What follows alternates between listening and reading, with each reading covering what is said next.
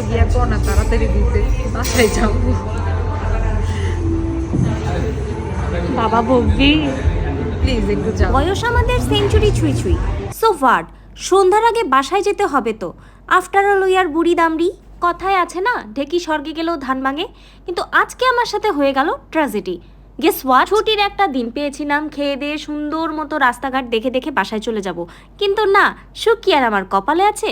দেখা হয়ে গেল সারা গাছের এক শাক, মানে আমার বেস্টুর সাথে, তো আবার ছোট্ট কালের বেস্টু। সো এনাকে নিয়ে চলে গেলাম আমি টেস্টি টিটের ক্যাফেতে and look at the place guys.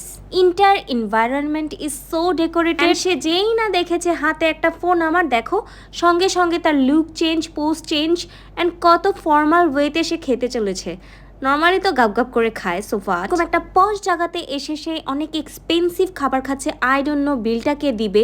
এক বাটি ভর্তি সালাদ খেয়ে আবার ওয়াফেলকে খায় গাইস।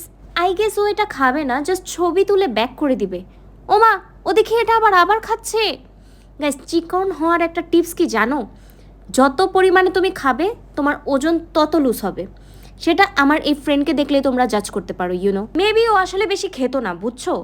টেস্টি টিট ক্যাফের ফুড বলেই ও এত খাচ্ছে, কারণ খাবারগুলো ছিল টপ নোচ লেভেল। গাইস, ছোট থেকে যে 2 টাকার জন্য আমার সাথে মারামারি লাগতো, আজকে তার এই বিলটা দেওয়া আমার ঠিক হবে কিনা সেটা কমেন্টে কিন্তু আমাকে অবশ্যই বলবে, কারণ আমি বিলটা কিন্তু এখনো দেইনি।